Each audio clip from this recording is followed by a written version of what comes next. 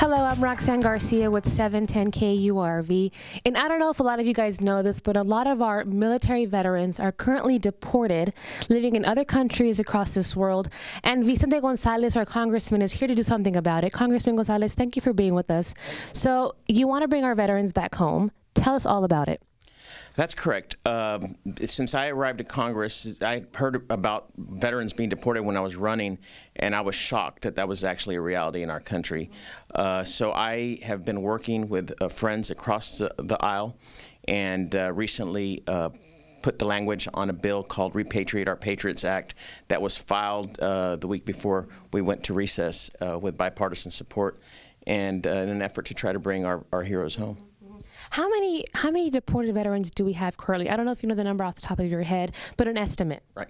Well, let me tell you, the estimate is around 3,000, but we have no certainty in that number because that's not a question that's asked upon deportation. And in fact, that's one of the things that my bill will fix, is that when we deport someone, we should ask them if they ever served in our military. And we're trying to bring home folks who have been deported, veterans that have been deported, and we're trying to stop the deportation of our American veterans. So I'm sure a lot of people watching didn't even know that our veterans are being deported, and I'm sure they ask themselves, how does that even happen? So how does that happen? How does somebody that serves in our military end up in their home country? It's quite shocking, and in fact, there are members of Congress that don't know that our veterans get deported. And these are permanent U.S. residents who are here legally, who are recruited and serve honorably and are honorably discharged. And then, as you know, many of our veterans are coming home with PTSD, and they get in a little trouble. They begin drinking or using drugs or get in a bar fight, and next thing you know, they find themselves in a deportation center and deported to foreign countries around the world. It's not just Mexico. I make that very clear. We've received calls from 36 countries around the world since I took up this issue. So I've had people call from Europe, from Africa, from Asia. I had a few calls from the Philippines not too long ago, from all over the world. And these are veterans who served honorably, who later got in some kind of, had a minor offense, the vast majority, and find themselves in foreign countries. Yeah. So you're a freshman congressman, Congressman Gonzalez, and this has been happening for a while, I'm guessing. This isn't something new. So I'm just a little bit shocked how you're the only one that I know of that has really, grabbed the bull by the horns and have taken off with this issue. Have you talked to your fellow Congress members about what's going on, and are they on the same boat you are? I've started talking to members of Congress across the country, and I, have gotten very little resistance. My bill is in the Judiciary Committee, and the liaison at the White House, which we're pretty good friendly with, tells me, oh, the chairman's going to be really tough. Well, I want to see who's going to be against stopping the deportation of American heroes. And I'm very curious. I intend to go to their district and talk to their veterans if they're in fact take that position, but I hope not. You might know more about this than I do. If they are legal residents, how do they end up being deported? Right. They're here legally, but they're not U.S. citizens, and they can go in through the citizenship process and become U.S. citizens.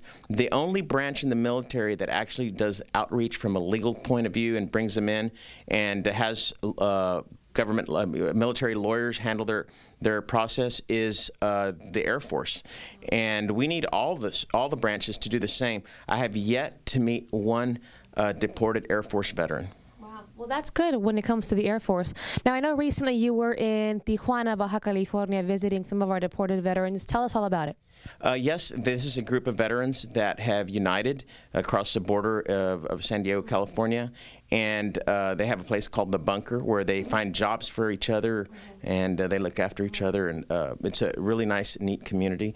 And one of the most important issues that I'd like to talk about is when we deport our veterans, we really don't keep our end of the bargain, because when they sign on that dotted line and agree to serve, they knew that upon their honorable service and discharge that they would receive a VA, a GI Bill to go to school, health care, and a VA loan to buy a home.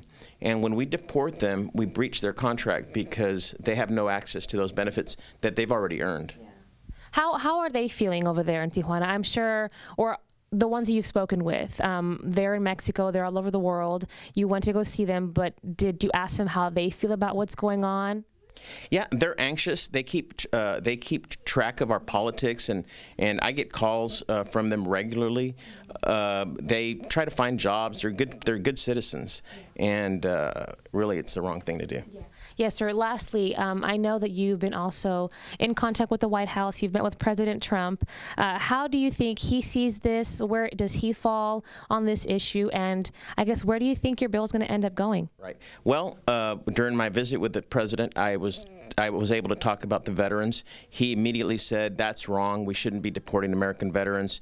And I think he stands behind the idea of stopping the deportation of American veterans. I think that should be a soft spot that all Americans should be able to agree with. So where is your bill now? I mean, where do you want it to head? Where is it now? And then where does it go from there? It's in committee. It's in the Judiciary Committee, which is the committee of jurisdiction on this bill. It'll have to go through the committee, through votes, and then it goes to the House floor. Meanwhile, when I get back from recess, I intend to get as many members of Congress to sign on supporting the bill on both sides of the aisle and push it to vote. And hopefully we get it through Congress, and then the Senate will vote on it, and I feel pretty confident that the president will sign it. That's awesome. What about maybe an executive order? Do you think President Trump would end up doing something along those lines? Well, I've tried, right? I tried before I filed my bill, and in fact, yesterday I sent a email to the White House telling them that I think right now is a perfect time for him to do something like this and unite our country with all the divisions that we've been experiencing this last week. I couldn't imagine a better time in this presidency than now to sign an executive order stopping the deportation of American veterans. And if President Trump ended up doing that, you know, signing that executive order, bringing our veterans home, how would you feel? Proud. Yeah, that's awesome. Very proud.